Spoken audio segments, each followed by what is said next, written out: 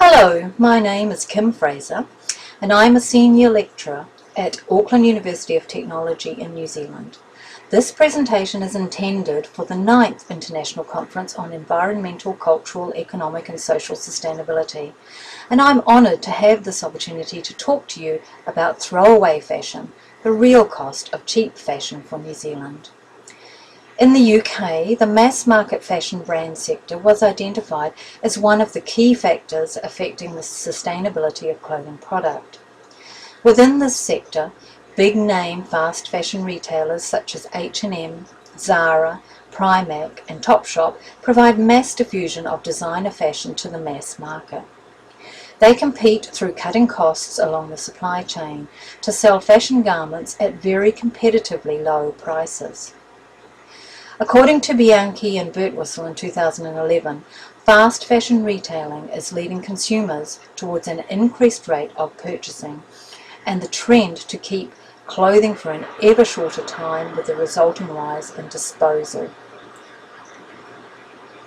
As yet in New Zealand, with our small population of under 5 million, we don't have the big name players. However, the mass fashion market is well serviced by a multitude of mainly Australian-owned chains.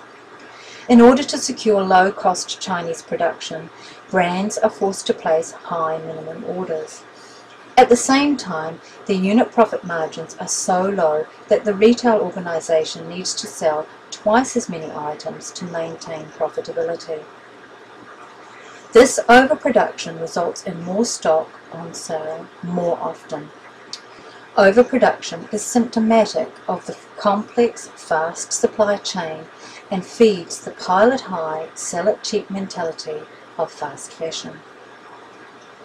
This is not surprising when in New Zealand a $10 t-shirt compares to a little more than the cost of 2 loaves of bread, or this racerback tank, or this ballet flat, or this bikini, get 2 for the price of $10. And how is it even possible to be able to purchase a pair of jeans for less than 2 loaves of bread? The probable answer here is that the retailer missed the boat somewhere along the fast supply chain, and the stock is out of date and the style is now obsolete. In order to compete on both price and speed to the market, fast fashion companies are forced to trim the product development and quality control stages in the supply chain. Unchecked supplier competition has led to inferior quality, where quality, both in terms of labour and raw materials, has been sacrificed for price. This includes textile price reductions resulting from lower quality fibre and fast production techniques. In terms of quality control, it includes fast production techniques like fast stitching or long stitch length. This will eventually lead to the garments unravelling and falling apart. Or, as in this sample, unchecked fast production techniques led to mismatched stripes. In their paper, Barnes and Lee Greenwood discuss the elimination of product development and quality control from the supply chain process as an effort to be more responsive to consumer demand.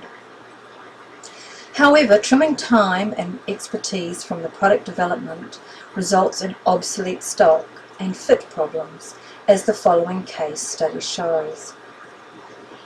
In November 2012, I purchased 2 pairs of men's shorts. They are made in a durable cotton polyester textile and were available in a range of sizes and functional neutral palette. They have several functional pockets, lots of sturdy looking twin stitching detail, and appear to be a tidy, robust pair of walk shorts at a reasonable price. However, they are fitted. Once they're fitted on the body, it is evident that they have a poor fit at the inside leg and crotch seam. It is likely that these perfectly good shorts will have been purchased by many New Zealanders throughout the country during the summer, probably worn very uncomfortably once or twice and then relegated to the bottom drawer or disposed of. On closer inspection, it was clear to see from an expert eye that the cut of the crutch and inside leg were incorrect. While it is not possible to reshape the crutch, a partial remedy was possible through cutting the inside seam and eliminating the added bulk. How did this happen?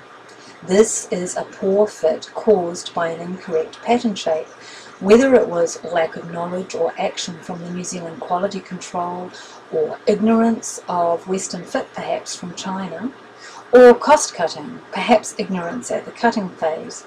Whatever the cause, this was an easy and obvious modification that would normally be resolved during product development and before several thousand faulty units are produced. In a recent UK Waste and Resources Action Programme report, they found that nearly 1/3 of the population would bring more unused clothing back into use if they had the necessary skills or time to repair or alter clothes. Nearly 1 in 5 people could use over half of their unworn clothes if they were repaired. This equates to around 166 million clothing items in the UK. Unfortunately, the most likely scenario for the thousands of units of style 7771533 is that they will remain unworn, folded in a drawer until the next spring clean. Poor fitting garments, or those not fit for the purpose, devalues the labour and textile content of the garment and condemns it to become waste. The production of textiles is a craft whose speed and scale of production has been altered almost beyond recognition by industrialization and the introduction of 20th century manufacturing techniques. The quality of textile is dependent on a number of known variables, which includes the type and quality of the fibre, the spinning process of the yarn, the structure of the textile, and the thread count or density of the textile. In the 21st century, the knowledge surrounding fibre quality, spinning techniques, and textile structures is considerably advanced. Low-grade textiles are a direct result of cost-cutting decisions in the production process. Poor quality textiles can result from short or low-grade fibre and low thread count. Short fibres on the surface of the textile tend to tangle together and form pills. Fabric that is pilled tends to look worn or damaged. Fabric containing fibres such as acrylic, nylon or polyester have a tendency to pill. These synthetic fibres also tend to attract lint. However, in general, they are comparatively less expensive fibres and therefore preferred. Lower thread counts make for faster textile production and less raw material costs. Unfortunately, low thread count leads to quickly worn and threadbare textile. Low-grade textiles or poor quality textiles will not be fit for their purpose. Again, this devalues the labour and textile content of the garment and condemns it to become waste. Indications are that consumers are confused with the real value or real worth of textiles. They have little knowledge of the labour, time or processes involved in making textiles. The fast-changing trends, coupled with price reduction and diminished intrinsic value, encourage consumers to replace and dispose of products before their structural life has ended. In 2006, Oakdene Hollins reported that a combination of increasing affluence and lower prices of clothing and other textiles was causing a significant increase in the volume of textile products consumed in the UK. Specifically, new clothing sale volumes in the UK had increased by 60% in 10 years. This has the potential to greatly increase the volume of textiles in the waste stream if all the new textiles were discarded to waste. Following in 2009, Defra reported that a high proportion of usable quality clothing was being placed in UK rubbish bins. If we consider that every kg of recycled textiles saves the equivalent of 3 kgs of carbon dioxide, and every kg of cotton salvaged from the waste stream and returned to textiles saves 20 litres of water, then every discarded garment diverted through charity clothing bins and reused is one less layer inhibiting drainage and landfill. In the UK, at present, around 30% of end-of-life garments are sent to landfill, most of which would have a commercial value as textiles at the very least.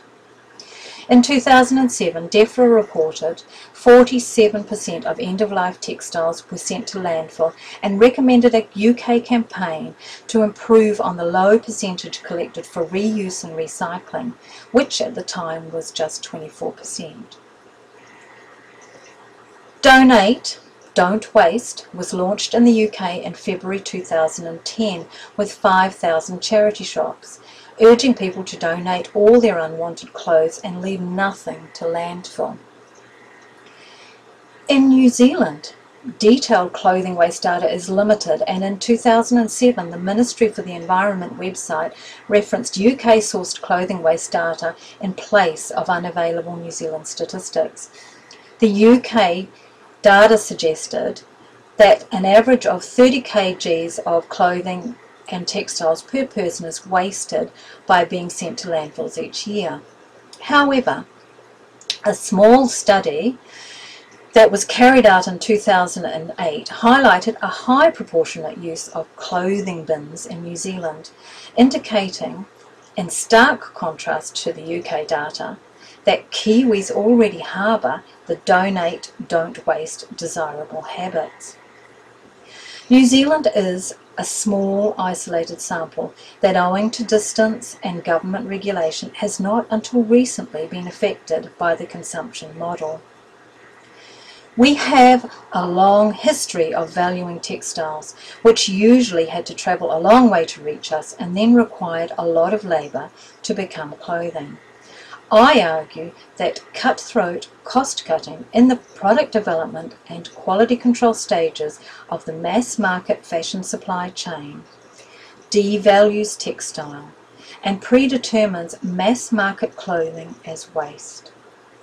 In New Zealand, this practice will directly contribute to the problems of textile waste and detrimentally affect our sustainable behaviour and good Kiwi habits. Under-informed mass manufacturers need to realise the significance of their commercial misuse of low-grade textiles.